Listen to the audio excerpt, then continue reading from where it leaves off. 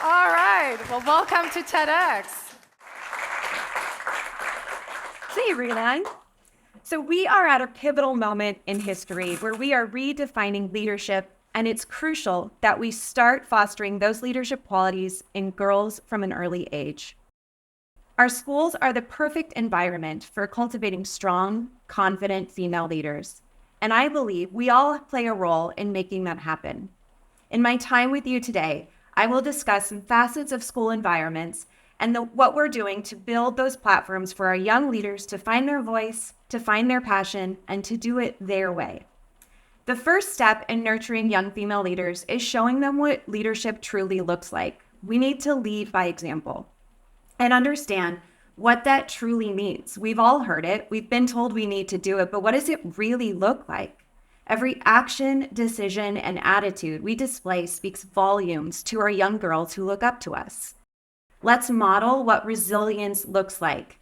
It's that moment where things get hard, and we're talking really hard, where you want to give up, you want to run away, but you don't. I'll be honest, the process of writing what I wanted to say to you this morning is an example for me of showing resilience. I have never done anything remotely similar to what I'm doing right now. And a lot of things set in: imposter syndrome, panic, anxiety, fear. I needed to get this right. And I'll tell you what kept me on my track. Knowing that in this moment, I am leading by example for my young female scholars back at school, for the young leaders I hope will step into leadership positions, and for my beautiful niece, Quinn. By doing things that push limits in healthy ways for me, I provide examples for doing hard things because we as women have so much to offer, and what we have to offer is so good and so meaningful. And our presence, whether it's on a stage, in a boardroom, or on the field, so matters. And when we get to those stages, those boardrooms, and those fields, let's remember to include others. By including others, we empower others. In my role as a school principal, it's vital that I bring as many people as possible into the mix. When including others, we lift each other up to find their voice, to share their wisdom, and so we can do better because our children deserve better. And as educators, we want better for them.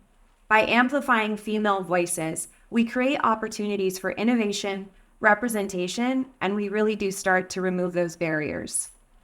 When we model resilience and inclusion, we show our girls that a leader is someone who listens, adapts, and acts with integrity. We need leadership roles to show our young scholars that there are many ways to lead, that leadership is not a one-size-fits-all approach. And by providing diverse leadership examples, we open up a world of possibilities for them to explore their own style. Because that's what we want. We want them to get on that road to leadership, but we want them to do it their own way. Which brings me to my next point, the confidence in one unique self. Too often, young girls feel the pressure to conform to societal expectations. But real leadership thrives when individuals are comfortable in their own skin, owning their differences and seeing those differences as strengths. I say this in part fully aware of a hint of hypocrisy as I'm reminded of my first year as a school leader. I rose up to a principalship at a school where I was also a teacher. I was a science teacher. And as a teacher, I was quirky, I was funny. I was a good example of taking my job very seriously, but not taking myself too seriously. I loved to inspire my students to take risks and make mistakes and learn in ways that worked for them. I would conduct science experiments often, sometimes royally failing. We're talking, I would rile up the crowd for something that I knew was just going to be amazing, and it would be a mere fizzle at best. And then the time came for me to step into my role as a school principal. Okay, well, I didn't step into this role. I worked my butt off for this role. And to say I overanalyzed what needed to change would be an understatement. I felt that in order for me to be taken seriously in my new role, I needed to forego all characteristics that were me as the zany science teacher. I changed my attire. I changed the way that I managed meetings, so much so that the teachers that I had worked with checked in with me and asked if I was okay. They would ask, "Is this job too stressful for you?" And if I'm being honest, yeah, it was, but I loved it. Being a school principal felt right to me, but my actions weren't showing it. So one of my close friends pulled me aside and gave me a little pep talk that completely changed my perspective. She told me that the way I was as a teacher was a leader, and that the rest of the staff would have been really happy being led by that person. They respected that person, and they loved the way I approached the students, how I worked with them, and how I engaged with the community. It made me approachable, which is exactly what I wanted. I had no idea that what I had done in my shift was close off all of the people whom I loved working with. So I made a conscious effort to pivot back, and now I'm not running science experiments, but I smile a whole lot more, I laugh, I engage with students, whether it's in the classroom or on the playground. I show my staff what mistakes look like daily. I'm a thought partner, a confidant, and I'm someone whose people feel safe with. Girls need to understand that being a leader doesn't mean that we need to fit into a mold. It means embracing who you are, imperfections and all, and knowing that those unique qualities hold value in our world. We should celebrate creativity, empathy, boldness, and the capacity for collaboration. By creating space in schools where girls can express their true selves without fear of judgment, we instill in them the belief that leadership is not about perfection, but about authenticity. But it's not just about knowing who you are, it's about using your voice. Let's show our girls to find their voices and speak up, to be assertive, clear, and unapologetic. Being assertive doesn't mean being aggressive. It means having the confidence to articulate your ideas, to stand up for what you believe in, and to advocate for yourself and others. And schools can play a pivotal role here in offering opportunities for young girls to practice assertive communication in a safe environment. From classroom discussions to leadership roles in the school organizations, there's endless ways to help our girls. At our school, the school that I'm a leader of right now, we start by modeling what are known as I statements. These statements help our scholars create a framework to clearly and confidently establish boundaries. And it goes a little like this. I feel sad, upset, angry when you, and then they state their boundary. And here's the important part. I need you to stop.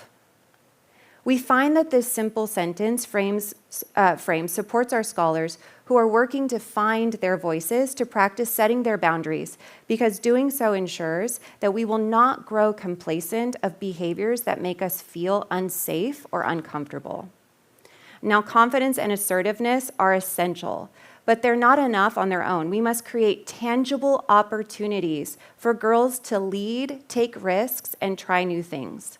In a school setting, we create leadership programs specifically designed for girls where they can collaborate on projects, lead discussions, and engage in problem-solving exercises. Platforms like Student Council, which a shout out to our Student Council because it's pretty amazing.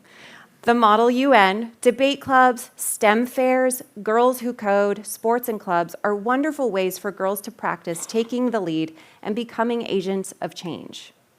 Risk-taking is a vital part in leadership, and girls should be encouraged to take risks without fear of failure. Shifting the way we see failure can shift the way our girls come back from defeat. Failing up is a term designed to lean into mistakes as a way to build onto experiences and celebrate the losses rather than diminish in them. My scientist heart speaks to this when approaching an experiment. I never knew what the outcome was going to be of a hypothesis, and applying this message to the failures that we're hoping to teach our young girls, if we know the answers already, then what growth is actually happening?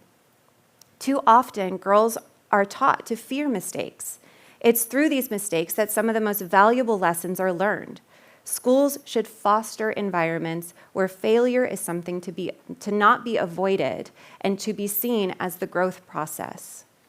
And finally, it's essential we create a culture of inclusion. Leadership is not for the select few. It should be accessible to every girl, regardless of their background, their race, or their socioeconomic status. We must intentionally provide opportunities for leadership development across the board. In doing so, we help build generations of leaders that is diverse, empathetic, and equipped to tackle the challenges of tomorrow. In the words of Sheryl Sandberg, leadership is making others better as a result of your presence and making sure that impact lasts in your absence. Girls should be encouraged to leave a mark, to take ownership of projects, and to contribute in ways that are meaningful to them. So how do we support our young female leaders in our school? The first thing we need to do is lead by example. We teach them confidence and to be their unique selves. We help them find their assertive voice and to use it. And we create opportunities for them to take risks, to lead, and to grow. The young girls of today, whether they are your students, your own child, your child's girlfriend, your neighbor, your barista, your physician, an athlete on your team, deserve to be championed and encouraged to go for positions of leadership. And it's our responsibility to provide the tools, the confidence, and the support they need to thrive in that role. By empowering our young female leaders, we're not just shaping their future, we are shaping the future of our world. Thank you. Thank you.